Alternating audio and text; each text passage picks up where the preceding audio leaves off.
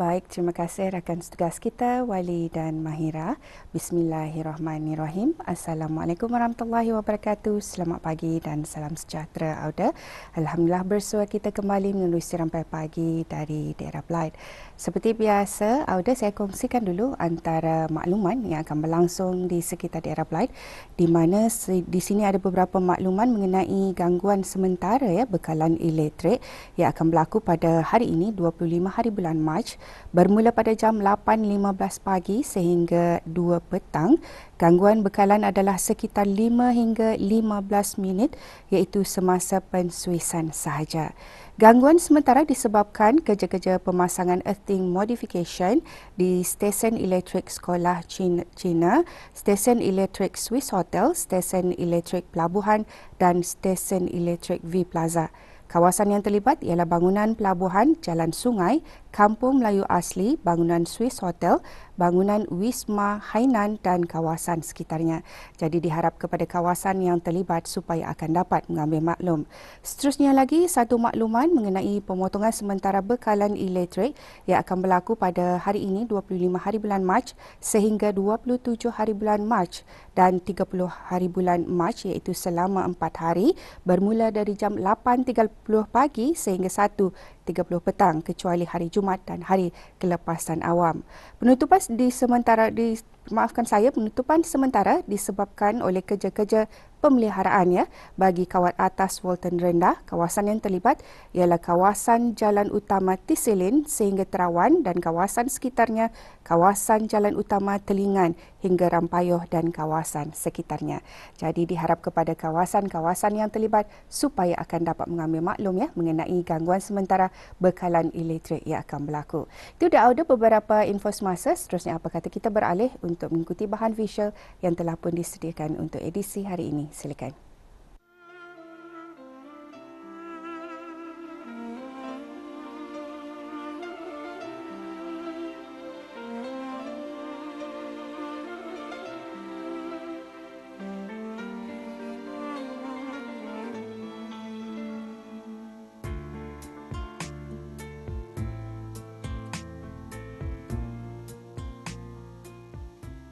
Sebenarnya ini adalah satu aktiviti lah untuk sahabat-sahabat kita yang berada di perantauan, terutama di Brunei Darussalam ini, ibu-ibu yang merupakan suri rumah, kita ajak untuk berkumpul di majlis bertadarus, dan ini sebenarnya adalah satu acara tahunan lah untuk kita warga Malaysia di Kuala Belait ini. Dan sebenarnya kita dah bermula lama, cuma sebelum ini kita berhenti sekejap bertadarus secara berdepan sebab kita ada COVID, tetapi kita masih teruskan menggunakan platform online lah. Jadi kita bertadarus. Alhamdulillah sambutan dia sangat menggalakkan. Sepanjang Ramadan, masjid, surau dan rumah diisi dengan amalan mengaji Al-Quran. Bertadarus Al-Quran menjadi amalan pada bulan puasa, sama ada dilakukan secara individu atau berkumpulan, bagi mengimarahkan bulan penuh keberkatan. Selain berpuasa dan menunaikan sembahyang tarawih, umat Islam juga dituntut untuk menghidupkan Ramadan dengan membaca Al-Quran agar dapat memberi inspirasi dalam usaha mencari kebahagiaan dunia dan akhirat. Dan pada tahun ini kita kembalikan tadarus berhadapan antara satu sama lain. Jadi pada tahun ini penyertaan adalah lebih kurang 31 orang. Agak ramailah. Jadi penyertaan ini kita bahagi-bahagikan kumpulan supaya kita dapat sama-sama mendengar bacaan sahabat-sahabat kita ni dengan lebih teliti.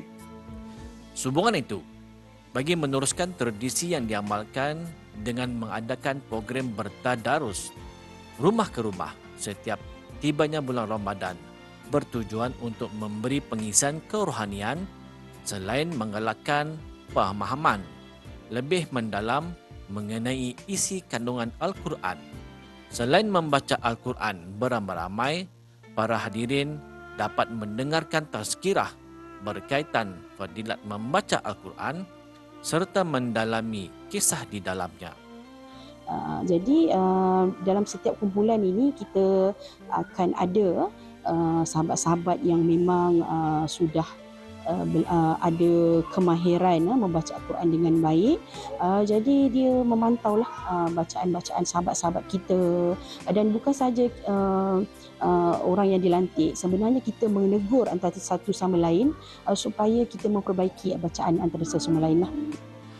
Orang yang membaca Al-Quran di bulan Ramadan akan ditinggikan derajatnya oleh Allah Subhanahu Wa Taala. Membaca Al-Quran dapat membawa kebaikan dan kemuliaan pada hari kiamat. Fadilat dari tadarus Al-Quran di bulan Ramadan mendapat pahala yang berlipat ganda. Segala ibadah yang dilakukan di bulan Ramadan akan diberikan pahala yang berlipat ganda oleh Allah Subhanahu Wa Taala, termasuk tadarus Al-Quran yang merupakan ibadah yang paling dianjurkan untuk diamalkan di bulan yang penuh keampunan ini. Setiap hari kita adakan selama 8 hari ini, kita akan bergerak daripada rumah ke rumah sebab kita nak meraihkan ramai kawan-kawan dan memeriahkan rumah dengan bacaan-bacaan ayat Al-Quran ini.